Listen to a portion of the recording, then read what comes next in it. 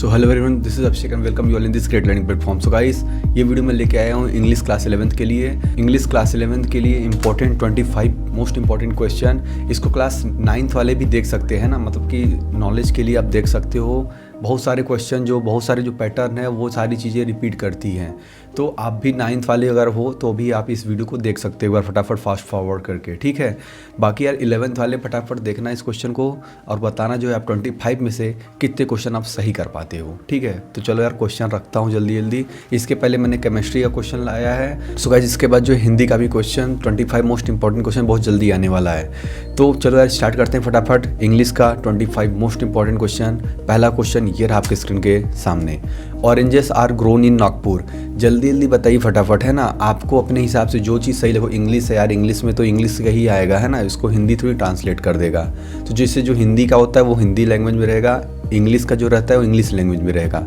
और ये ऐसा चीज़ है जो कॉमन है, मतलब सारे जितने भी आप स्ट्रीम में दोगे हिंदी इंग्लिश आपको देखने को मिलेगा ही मिलेगा, ठीक है। तो जहाँ से भी जो भी क्वेश्चन प्रैक्टिस करने को मिल रहा है आप करते चले जाओ। तो यार करेक्ट आर्टिकल भरना है, जल्दी भरी फटाफट।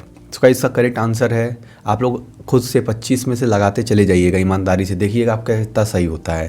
इसका correct answer guys no article, मतलब इसमें कोई आर्टिकल ही नहीं भराएगा। Oranges are grown in Nagpur, है ना, इसमें कोई आर्टिकल नहीं भराएगा। सो गाइज आर्टिकल कहाँ कहाँ यूज होता है आपको पता रहना चाहिए इस क्वेश्चन के लिए। बढ़ते हैं आगे, question number 2। She wants to become dash engineer. जल्दी बताइए फटाफट, यहाँ पे भी करेक्ट आर्टिकल आपको भरना है, जल्दी भरिए फटाफट से। इसका करेक्ट आंसर मैं आपको लगाने जा रहा हूँ, जल्दी बताइए। इसका correct answer guys an engineer, ठीक है। She want to become an engineer is the right answer. देखिएगा 25 में से आप कितना कर पाते हो। क्वेश्चन नंबर 3 ये आपके स्क्रीन के सामने। Please don't laugh dash those beggars. Options आपके सामने, अगेंस्ट, फॉर, एट या ऑफ। जल्दी बताइए फटाफट से इसका करेक्ट आंसर क्या होगा। करेक्ट वर्ड आपको यहाँ पे भरना है, ठीक है। इंग्लिश की प्रैक्टिस यार करो, जितना करोगे, जितना आप फिल इन द ब्लैंक, जितना MCQs वगैरह सॉल्व करोगे ना, जो भी चैप्टर वाइज जितना भी MCQ आप सॉल्व करोगे उतना ही आपका कॉन्सेप्ट बढ़ेगा कि भरना क्या था, है ना। थ्योरी गाइस थोड़ा थोड़ा पता होना चाहिए, उसके बाद आप जितना प्रैक्टिस करोगे उतना ही ज़्यादा आप इसमें सही करोगे। सो गाइस इसका करेक्ट आंसर है at is the right answer. जो करेक्ट प्रीपोजिशन यहाँ पे होगा एट होगा।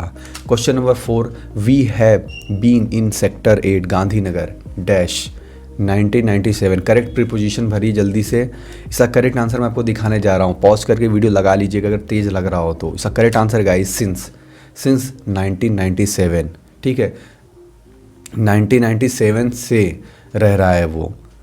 और फॉर क्या होता है, लिए, मतलब इतने रेंज, जब रेंज आती है, जब कहीं रेंज आता है तो फॉर लगता है। और सिंस जो होता है पर्टिकुलर किसी टाइम के लिए लगता है, ठीक है, जैसे कि सिंस 1997। क्वेश्चन नंबर 5 ये आपके स्क्रीन सामने। The electricity is dash than coal. देखिए लगाई फटाफट से। तो इसका करेक्ट आंसर क्या होगा, चीप, चीपर, टू चीप या चीपेस्ट। इसका करेक्ट आंसर बहुत ही आसान है, देखो कंपैरेटिव डिग्री है ना। B cheaper is the right answer.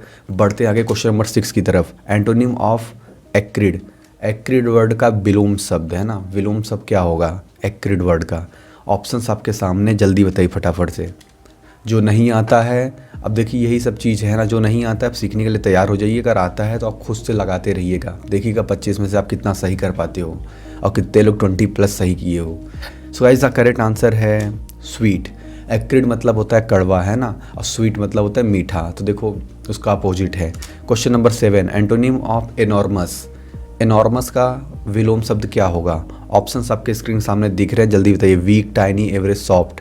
सो ऐसा करेक्ट आंसर है, मैं आपको दिखाने जा रहा हूँ। So correct answer guys tiny is the right answer. देखो इनॉर्मस मतलब होता है बड़ा, विशाल, और टाइनी मतलब होता है छोटा, ठीक है। क्वेश्चन नंबर 8 ये रहा। To end in smoke. एक मुहावरा, जैसे आपने हिंदी में पढ़ा ना मुहावरा लोकोक्ति, है उसी प्रकार से इंग्लिश में भी होते हैं इडियम्स एंड फ्रेजेस। तो टू एंड इन स्मोक इसका करेक्ट मीनिंग क्या होगा, जो सही अर्थ क्या होगा, जल्दी बताइए फटाफट से। वीडियो को पॉज कर लीजिए अगर तेज़ लग रहा है ना। इसका करेक्ट आंसर दिखाने जा रहा हूँ। इसका करेक्ट आंसर है to ruin oneself. To end in smoke मतलब जैसे हिंदी में नहीं बोलते धुआं धुआं कर देना, सब कुछ नष्ट कर देना, समाप्त कर देना। तो उसी प्रकार से इंग्लिश में भी यही है, to end in smoke, to ruin oneself. Question number 9। The man of straw. A man of straw का करेक्ट मीनिंग क्या होगा। A man of no substance, a very active person, या a worthy fellow, an unreasonable person. इसका correct answer guys जल्दी बताइए, इसका correct answer है a man of no substance. Man of straw मतलब किसी काम का आदमी नहीं है, ठीक है। क्वेश्चन नंबर 10, सिनोनिम की बात अब आ गई। देखो पर्यायवाची विलोम शब्द ये तो पूछे ही जाते हैं एग्जाम में, तो बताइए फटाफट वेंट का सिनोनिम यानी पर्यायवाची क्या होगा, सिनोनिम बताइए जल्दी से। ओपनिंग, स्टोज, एंड या पास्ट टेंस ऑफ गो। देखो सॉरी गजब का ऑप्शन है पास्ट टेंस ऑफ गो, वो तो हो नहीं सकता ना, तो WENT होता है वेंट। सो गाइस ऊपर के 3 ऑप्शन में से ही राइट आंसर है, जल्दी बताइए। इसका करेक्ट आंसर है ओपनिंग। वेंट आपने देखा होगा है ना, जब वॉल्केनो होता है देखो ऐसे होता है, वॉल्केनो का ऊपर वाला पार्ट जो होता है दैट इज कॉल्ड ओपनिंग, जहाँ से आपका लावा निकलता है ना ऊपर से। Question number 11, synonym of reckless. Option A courageous, rash, bold और डेयरिंग। सो गाइस यहाँ पूछ रहा है रेकलेस का सिनोनिम क्या होगा, करेजियस, रैश, बोल्ड और डेयरिंग। जल्दी बताइए। देखो इन सब का आपको हिंदी का मीनिंग भी अगर पता रहे तो बहुत जल्दी होता है चीज़ें बताने में, है ना। वर्ड्स की मीनिंग अगर आपको हिंदी में पता रहे तो आप एंटोनिम या फिर सिनोनिम बता सकते हो कि उनका मीनिंग क्या होगा। अब जैसे मीनिंग ही नहीं पता है रेकलेस मतलब क्या है तो अपना बैठे हुए हो। एक तरीका और होता है कि देखो ऑड वन आउट करो, अगर आपको ठीक है उसका ऊपर वाला नहीं पता, जैसे ये क्वेश्चन में क्या लिखा है इसका मीनिंग नहीं पता है, तो देखो ऑप्शंस में एक ऐसा वर्ड होगा जिसकी मीनिंग थोड़ी अलग होगी। सो गाइस इसका करेक्ट सिनोनिम जो होगा है ना रेकलेस का, यहाँ पे आपको दिख रहा है daring. Daring is the right answer. बढ़ते हैं आगे खटाखट से क्वेश्चन नंबर 12 की तरफ। देखो जो नॉर्मल एंटोनिम सिनोनिम जो बार बार पूछे जाते हैं ना, जो बहुत ज़्यादा होते हैं, आपके गाइड में भी लिखा होगा, आप ऑनलाइन भी पढ़ सकते हो गूगल पे सर्च करके। तो इन सब के वर्ड्स आपको थोड़े पता रहने चाहिए, कम से कम आप हिंदी मीनिंग तो जानते हो ताकि आप ऑप्शन को लगा सको, इसका करेक्ट आंसर तक पहुँच सको, ठीक है। Sam asked me to help me to keep this secret. Options आपके सामने, जल्दी बताइए फटाफट से। सो गाइस इसका करेक्ट आंसर होगा डी, बिटवीन अस। देखो अमॉन्ग अस नहीं होगा क्योंकि Sam asked me to keep this secret, मतलब ये बात सिर्फ 2 लोगों के बीच में हो रही है। जब 2 लोगों की बीच होती है बात तो बिटवीन यूज होता है, जब 2 से ज़्यादा लोगों के बीच में बात होती है तो अमॉन्ग यूज होता है, ठीक है। करेक्ट आंसर है D, between us. Question number 13 ये आपके स्क्रीन के सामने। He try to solve the sum but he dash not. जल्दी बताइए फटाफट। Could, can, may, might. So इसका करेक्ट आंसर मैं आपको दिखाने जा रहा हूँ, जल्दी लगाते चले जाइए। इसका करेक्ट आंसर है कुड। उसने कोशिश तो किया सम मतलब प्रॉब्लम सॉल्व करने की, बट वो सॉल्व नहीं कर सका, है ना। कुड मतलब पास्ट टेंस में चला जाएगा यहाँ पे, ठीक है। Question number 14, I ran fast so that I dash catch the train. Can, could, may और माइट। जल्दी बताइए यार फटाफट इसका करेक्ट आंसर क्या होगा। सो गाइस इसका करेक्ट आंसर आई होप आपने लगा दिया। इसका करेक्ट आंसर है might is the right answer, ठीक है। अब देखो इसका मीनिंग क्या है, माइट क्यों, मतलब देखो आई रैन फास्ट सो दैट मतलब इतना तेज उसने दौड़ा था शायद वो ट्रेन पकड़ सके, तो यहाँ माइट मतलब शायद वो ट्रेन कैच कर सके, ठीक है। तो इसका करेक्ट आंसर होगा माइट। बढ़ते हैं आगे फटाफट से। Question number 15, as you sow के बाद dash you reap. Option A है विल, ऑप्शन बी है सेल, या फिर होगा शुड, या होगा मे। सो ऐसा करेक्ट आंसर जल्दी बताइए। मुहावरा है ना, इडियम है एक, जल्दी बताइए। इसका हिंदी मीनिंग है जैसा बोओगे वैसा काटोगे, ठीक है। तो जैसा अभी मेहनत कर रहे हो उसका फल वैसा मिलेगा, टेंशन बिल्कुल नहीं लेना है। सो ऐसा करेक्ट आंसर है shall is the right answer. As you sow shall you reap. Question number 16, correct verb भरना है ना, वर्ब का करेक्ट फॉर्म भरना है। That you are dash drink का यहाँ पे आपको करेक्ट वर्ब फॉर्म भरना है। While driving aggravates your offence. Drink का ड्रिंक ही होगा या ड्रंक हो जाएगा, ड्रैंक हो जाएगा, बीन ड्रिंक होगा। जल्दी बताइए खटाखट से, करेक्ट वर्ब फॉर्म आपको भरना है। सो इसका करेक्ट आंसर है drunk is the right answer. That you are drunk while driving, ठीक है। Question number 17, if you dash your eyes you will hurt them. Squeeze, squeezing, squeezes, squeezed. एक idea और होता है, जैसे अगर नहीं भी आ रहा हो ना तो एक काम किया करो, वर्ड्स को भरा करो और उसको बोला करो अपने मन में, है ना। मतलब कि कई बार होता है, देखो यार इंग्लिश वगैरह हम लोग पढ़ते रहते हैं, तो अगर आपको वर्ड सही नहीं पता है नियम से कैसे भरते हैं तो एक बार बोला करो, यहाँ पे वर्ड भर के एक बार बोला करो, है ना। तो उसमें पता चल जाता है कौन सा वर्ड थोड़ा फिट हो रहा है, कौन सा वर्ड फिट नहीं हो रहा है। तो ऐसे भी तरीका होता है करने का।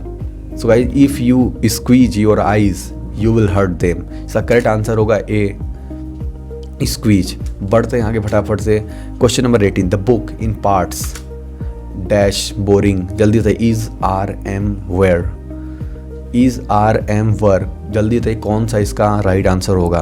देखो सिंगुलर के लिए सिंगुलर यूज होता है, ठीक है, प्लूरल के लिए प्लूरल होता है, जैसे he is, she is, they are. तो समझ रहे हो क्या चीज़ मैं बोल रहा हूँ।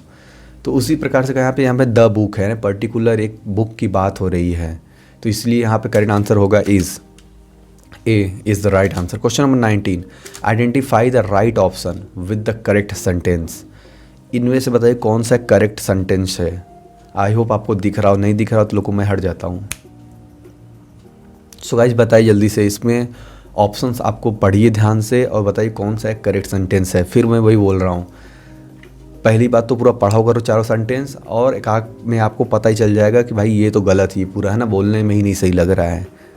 तो भाई इसका करेक्ट आंसर है, दिखा देता हूँ जल्दी से, A, to teach children you need patience. बच्चों को पढ़ाने के लिए भैया पेशेंस चाहिए होता है, समझ रहे हो।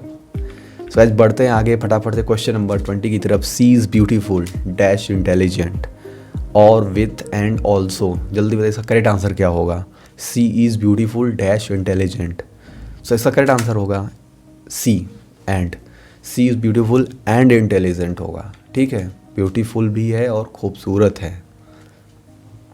तो question number 21, who is the author, जल्दी बताइए। ऑथर से भी रिलेटेड क्वेश्चंस आते हैं एग्जाम में, मैं पहले बता दे रहा हूँ, है ना।